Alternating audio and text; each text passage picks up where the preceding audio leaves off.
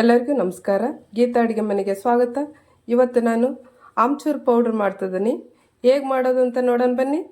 ಇವಾಗ ತಾನೇ ಕಿತ್ಕೊಂಬಂದಿರೋ ಮಾವಿನಕಾಯಿ ಫ್ರೆಶ್ ಆಗಿದ್ದಾವು. ಇವನ್ನ ಕ್ಲೀನಾಗಿ ತುಂಬು ಎಲ್ಲ ತೆಗೆದುಬಿಟ್ಟು ಕ್ಲೀನಾಗಿ ತೊಳಿತೀನಿ. ತೊಳೆದು ಒರೆಸ್ಬಿಡ್ತೀನಿ. ನೀರು ಹಾಕಿ ಕ್ಲೀನಾಗಿ ತೊಳ್ಕೊತೀನಿ. ತುಂಬೈತಲ್ಲ ತುಂಬ ತೆಗಿತೀನಿ.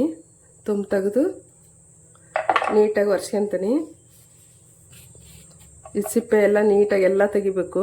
ಕ್ಲೀನಾಗಿ ಸಿಪ್ಪೆ ತಕ್ಕೋಬೇಕು. ತಿಳಿ ಐತಲ್ಲ ಮೇಲ್ಗಡೆದು, ಇದನ್ನ ಮೇಲಿನ ತಕ್ಕಂತೀನಿ. ಈ ಥರ ತಕ್ಕಂತೀನಿ. ಈ ರೀತಿ ತೆಳ್ಳು ತಕ್ಕೋಬೇಕು.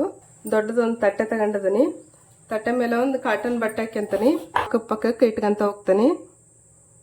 ಹಿಂಗೆ ಒಂದು ತೆಳ್ಳಗೆ ಹಾಕಿದರೆ ನೀಟಾಗಿ ಒಣಗ್ತತಿ. ಇವಾಗ ಎಲ್ಲ ತೆಳ್ಳಗೆ ಹಾಕಿದ್ದೀನಿ. ಇದನ್ನು ನೀಟಾಗಿ ಬಿಸಿಲಿಗೆ ಒಣಗಿಸ್ತೀನಿ. ಚೆನ್ನಾಗಿ ಒಣಗಬೇಕು. ಮಾವಿನಕಾಯಿ ತುರಿದು ಒಣಗಿದ್ನೆಲ್ಲ ನೀಟಾಗಿ ಒಣಗಿದವು ನೋಡಿ, ಗರಿ ಗರಿ ಅನ್ನಂಗೆ ಒಣಗಿದವು. ಇದನ್ನು ಮಿಕ್ಸಿಗೆ ಹಾಕ್ಯಂತೀನಿ. ಇವಾಗ ಇದನ್ನು ಮಿಕ್ಸಿ ಮಾಡ್ತೀನಿ. ನುಣ್ಣಗೆ ಮಿಕ್ಸಿ ಮಾಡಿದ್ದೀನಿ ನೋಡಿ.